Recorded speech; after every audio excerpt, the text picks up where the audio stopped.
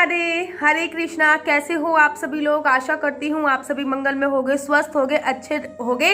और भाई दिवाली की सफाइयाँ कैसी चल रही हैं? लगे पड़े होगे आप दिवाली की सफाई में। तो मुझे लगा कि दिवाली की सफाई जब आप लोग कर ही रहे हो तो कुछ कुछ इंपॉर्टेंट चीज़ें हैं जो मैं आपको बता दूँ। अब सफाई तो आपको मुझसे बेटर ही करनी आती होगी, लेकिन अगर आप दिवाली की सफाई कर रहे हो तो इन 5 चीज़ों को भी अपने घर से दूर रख दीजिए, अर्थात अपने घर से बाहर निकाल दीजिए, अर्थात अपने घर से इनको फेंक दीजिए। थोड़ी सी मोह ममता त्यागिए भाई। माता लक्ष्मी का आगमन हो रहा है दिवाली पर। इन छोटी छोटी चीजों से ऐसा ना हो माता लक्ष्मी आपके घर से रुष्ट होकर चली जाए, क्योंकि इन चीजों में होती है नकारात्मक ऊर्जा। और माता लक्ष्मी का आगमन उस घर में कदाचित भी नहीं होता है जिस घर में नकारात्मक ऊर्जा का समावेश होता है। तो चलिए अधिक विलंब ना करते हुए मैं आपको ये 5 चीजें बता रही हूँ जो दिवाली की सफाई में, अर्थात दिवाली से पहले अगर आपके घर पे मौजूद है तो आपको इनको निकाल देना है। नंबर 1, बंद पड़ी घड़ी।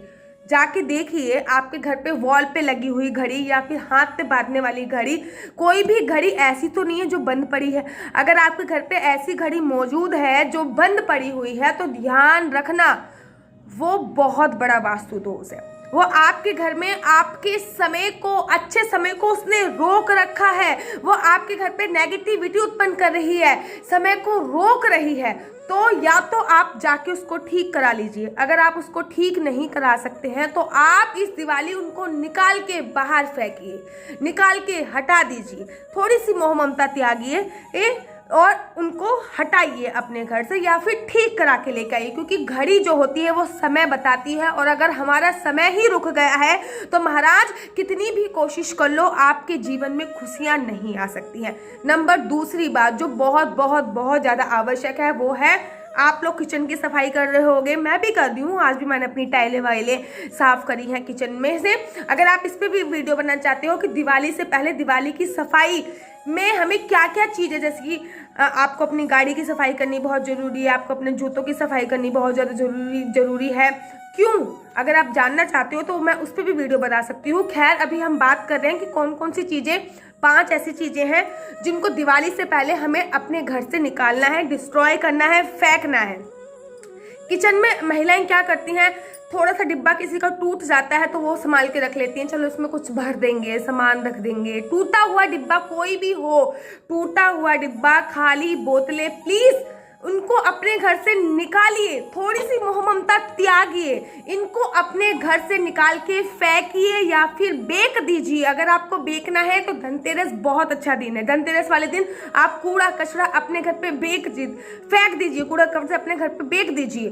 धनतेरस वाले दिन कहीं से पैसे का आगमन हो तो बहुत अच्छी बात है। तो आपके किचन में अगर कहीं भी टूटा हुआ खाली डिब्बा, खाली बोतलें, लोग क्या कहते हैं पेप्सी पी लेंगे उसकी बोतल रख देंगे, और कोई किसी भी अच्छी चीज का डिब्बा खाली हुआ वो अपने घर पे रखेंगे, तो प्लीज अपने घर पे ढूंढिए ऐसा कोई खाली डिब्बा आपके किचन में ना रखा हो जिसका ऊपर का हिस्सा टूट रहा हो या फिर नीचे का हिस्सा टूट रहा हो। तो उनको अपने घर से निकालिए, उनको बाहर थ्रो आउट कीजिए, वो बहुत ज्यादा जरूरी है। नंबर तीसरी चीज, लोग क्या कहते हैं, जिस पे आप शयन करते हो, अर्थात जो आपका बेड होता है, बेड के नीचे आप ईंट लगा लेते हो। अगर कभी कभी बेड के जो 4 पहिए होते हैं, 4 स्तंभ जो बेड के होते हैं, उसमें से एक टूट जाता है तो आप लोग ईंट लगा लेते हो। आप सोचिए आप उस चीज पे, खंडित चीज पे, अर्थात खंडित तो हो गया, बेड आपका टूट गया है, एक पहिया टूट गया, आपने ईंट से उसको टेक रखा है, खंडित चीज पे आप शयन कर रहे हो। आप सुबह पॉजिटिव एनर्जी के साथ कैसे उठोगे? उठ ही नहीं सकते। दिवाली से पहले या तो अपना बेड आप उसको सेल आउट करके दूसरा ले लीजिए, नहीं तो एटलीस्ट अगर आप खरीद नहीं सकते तो आप उस बेड को कम से कम ठीक तो करा सकते हैं ना। आप उस बेड को ठीक कराइए। दिवाली से पहले बेड के नीचे की सफाई बहुत ज़्यादा आवश्यक है। इंसान बाहर की सफाई कर देता है लेकिन बेड के नीचे की सफाई भूल जाता है, जिस पे आप सोते हो, जिससे आपको पूरे दिन की, नेक्स्ट डे की पूरे दिन की एनर्जी आपको पॉजिटिव मिलने वाली है। अगर आप सो ही नेगेटिव चीज में रहे हो तो फिर बेड के अंदर जो सामान भरा हुआ है उसको अच्छी तरीके से लगाना है, और बेड के नीचे की सफाई बहुत आवश्यक है। और बेड कहीं से भी टूटा हुआ या खंडित ना हो, इस बात का आपको ध्यान रखना है। नेक्स्ट आपको क्या करना है, लोगों के घर पे मैंने देखा है कि घर पे लोग ऐसे कपड़े पहन लेते हैं जो कहीं से थोड़े बहुत फट रहे होते हैं, या फिर जिस पे कहीं से छेद हो रहा होता है, या फिर बेडशीट उनकी ऐसी होती है, या फिर पलंग पे बिछाने वाली बेडशीट हो गई, या फिर ओढ़ने वाली चादर जो हो गई वो ऐसी होती है जो कहीं से टूटी, जो कहीं से फटी फूटी होती है। याद रखिए, पुराने कपड़े जितने ज़्यादा उसमें छेद वगैरह होंगे, या कपड़े जितने भी ज़्यादा फटे हुए होंगे, या फिर बेड शीट जो आप बिछा रहे हो वो जितनी ज़्यादा फटी हुई होगी, या फिर वो वाली चादर जो आप ओढ़ रहे हो वो फटी होगी, तो आपका शनि एक्टिव होगा। और अगर आपका शनि एक्टिव होगा तो आपकी ज़िंदगी में समस्याएं आती रहेंगी, आपकी ज़िंदगी की समस्याएं ख़त्म नहीं हो सकती हैं। इस बात को आप गांठ बांध लो। तो कोशिश करो, मैं ये नहीं कहती कि आप हमेशा ही ब्रांडेड कपड़े पहनो, आप बहुत कैजुअल कपड़े पहन सकते हो, बहुत सिंपल सी सस्ते कपड़े भी पहन सकते हो, लेकिन याद रखो, फॉर मेक श्योर कि आपके जो कपड़े हैं वो कहीं से उधड़े हुए ना हो, वो कहीं से फटे हुए ना हो। मेक श्योर, चाहे आप 150 रुपये की चादर बिछाएं या फिर 1000 रुपये की चादर बिछाएं, आपके ऊपर डिपेंड करता है, आपकी कैपेसिटी के ऊपर डिपेंड करता है, लेकिन याद रखिए कि वो बेडशीट जो है वो कहीं से फटी हुई ना हो।